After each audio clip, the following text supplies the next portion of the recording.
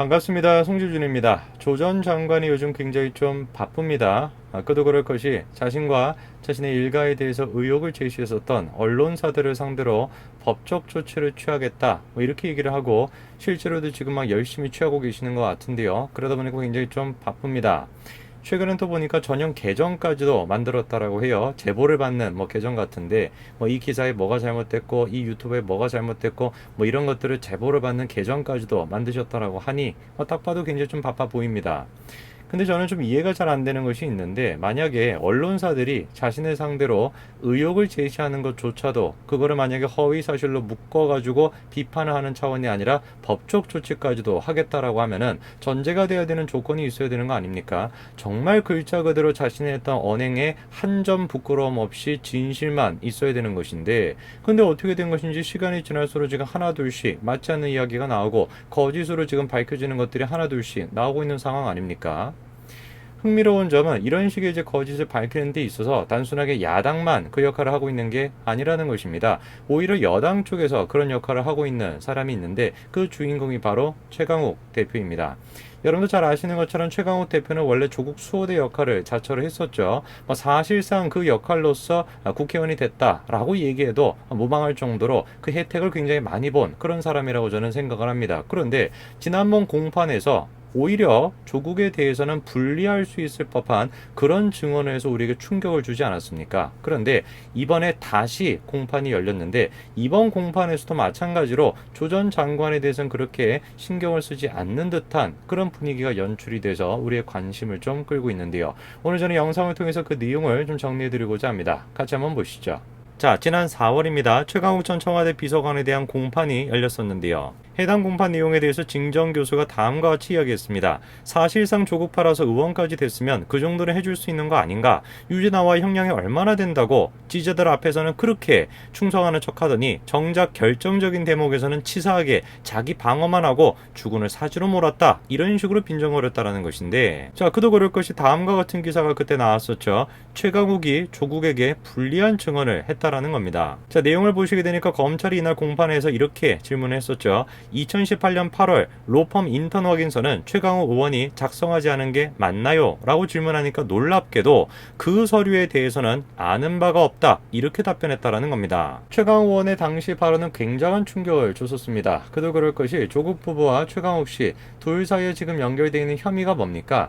최강욱 씨가 조국 부부의 아들에게 허위 인턴 증명서를 써줬다라는 겁니다. 그것도 한 번이 아니라 2번 가까이 써줬다라는 것이고, 그 허위 인턴서를 통해 가지고 아들이 연고대에 합격할 수가 있었다라고 하는 게 기본적인 지금 혐의의 골자거든요. 그런데 당시 공판에서 나는 그런 걸 써준 적이 없다, 이렇게 얘기한다면은 무슨 뜻밖에 안 되겠습니까? 이거를 조작한 장본인이 조국 부부 쪽이 된다, 이 얘기밖에 안 되는 것이죠. 한마디로 얘기해서 최강욱 씨가 자기 살기 위해서 조국 부부를 버린 거 아니냐, 이런 평가가 나왔던 겁니다. 실제로 지금 조국 부부에 대한 혐의 내용을 보시게 되면은 2017년뿐만 아니라 2018년에도 또 다른 대학원 입시에 별도의 허위 인턴 확인서를 제출한 것으로 조사가 됐다라는 것이죠. 두 번째 인턴 확인서는 2018년 8월 7일자로 발급이 됐는데 그해 최 의원이 청와대에서 공직기강 비서관이 됐다라는 겁니다. 그래서 검찰이 생각하고 있었던 건 뭐냐? 조 전 장관 부부가 2017년 최 의원이 만들어준 인턴 확인서를 스캔한 뒤에 인턴 기간을 더 늘려 만든 것으로 판단하고 있었던 것이죠. 작년에 최 의원은 검찰이 낸 서면 진술서에서는 분명히 뭐라고 했습니까? 두 인턴 확인서 모두 내가 발급했다, 이렇게 얘기했는데 이날 공판에서는 2017년 인턴 확인서 2장 외에는 내가 작성한 게 아니다 라면서 말을 바꿔버렸다는 거예요. 확인서 2장을 준 것을 2번 줬다고 착각했다, 이렇게 얘기를 바꾼 것이죠. 검찰 입장에서는 최강욱 의원의 당시 발언이 굉장히 중요한 의미를 가졌죠. 그도 그럴 것이 이 발언을 통해 가지고 검찰이 지금 가지고 있는 기본적인 공소의 내용, 야, 이거 인턴 확인서 자체를 위조한 장본인이 바로 조국 부부다 라고 하는 그 사실을 밝히는데 굉장히 중요한 역할을 할 수 있지 않겠습니까? 자, 그래서 당시 공판에서도 검찰이 중요한 부분이니 공판 조서에 남겨달라 라고 재판부에 요청을 했죠. 즉 조 전 장관 사건에서 유죄 증거로 쓰겠다라는 뜻입니다. 그랬더니만 다급해진 최 의원 측이 다음 기일에 입장을 정리하겠다라고 요청하면서 조서 기재는 보류가 됐다라는 것이죠. 이거를 두고서 이제 얘기가 나오는 게 자신의 진술로 조 전 장관을 곤란하게 만들 수가 있으니 최 의원 측이 당황했을 것이다, 이런 반응이 지금 나오고 있죠. 그 한마디로 얘기해서 제살길을 찾기 위해서 조 전 장관을 지금 곤란의 입장에 빠뜨렸다, 이렇게 이제 우리가 볼 수 있는 것이고, 그렇기 때문에 아까 전에 진정 교수가 이 내용을 지금 두고서 그렇게 비아냥거렸던 것입니다.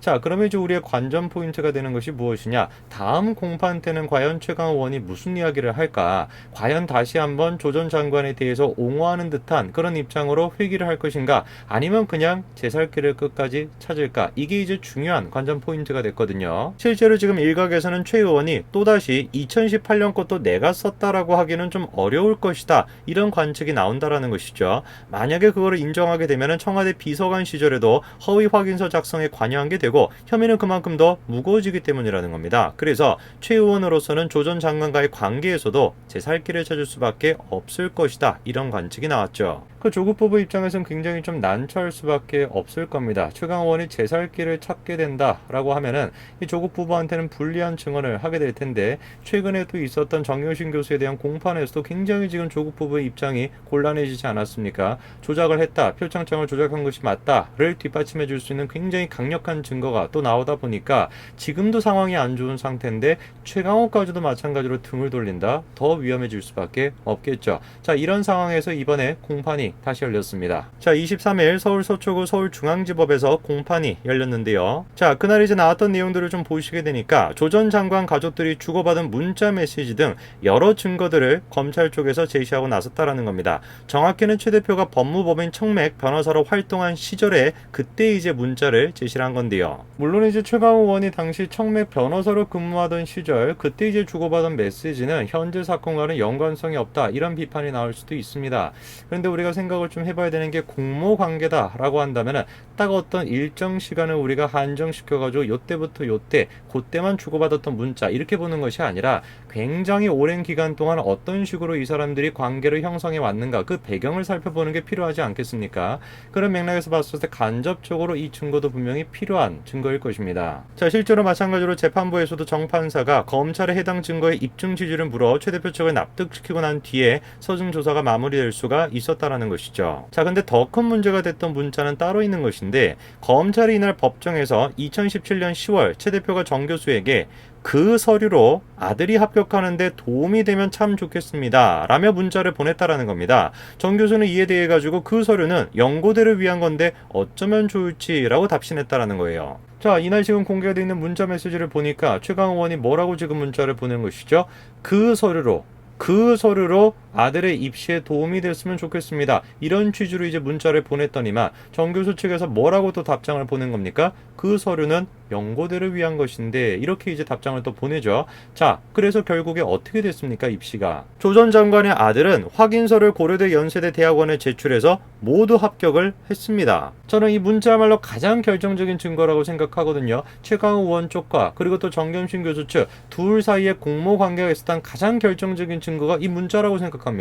그도 그럴 것이 지금 뭐라고 문자를 주고받은 거예요? 그 서류로 그냥 무슨 뭐 합격했으면 좋겠다, 잘 됐으면 좋겠다, 이렇게 얘기하는 게 아니라 그 서류라고 정확하게 지금 수단을 명시해주고 있는 거 아닙니까? 그 서류로 잘 됐으면 좋겠다 라고 했더니만 그 서류는 연고대를 위한 것인데 라고 답장이 왔어요. 그리고 실제로 합격을 했습니다. 이것이야말로 공보가 있었다라는 결정적인 증거 아니겠습니까? 만약에 논리를 무너뜨리겠다라고 한다면 어떤 식으로 해야 되겠어요? 간단한 것이죠. 말을 뒤집어야 됩니다. 여기서 이렇게 현출해서 다른 사람을 모욕하는 것은 검사가 너무 비겁한 거 아니냐, 이런 식으로 지금 말을 돌려가지고 비판하고 있죠. 그리고 또 뭐라고 합니까? 조 전 장관과 친하다고 공모가 입증되지는 않는다라는 거예요. 검찰은 합격하면 좋겠다라고 한 게 공모라고 하지만 학교와 과도 몰랐다, 검찰이 특이하게 해석한 것이다, 이렇게 지금 변호인이 주장합니다. 그냥 단순하게 합격했으면 좋겠다라고 얘기한 것이 아니죠. 분명히 최강욱 씨는 뭐라고 문자를 보냈습니까?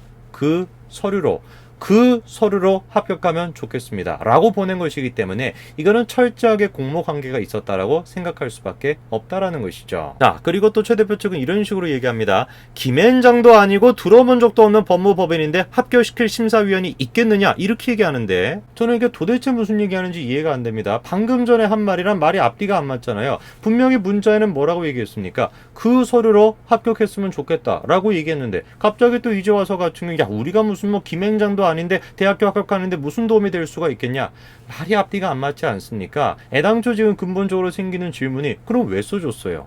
왜 도대체 그거 인턴 증명서를 왜 써줬습니까? 도움도 안 될 거.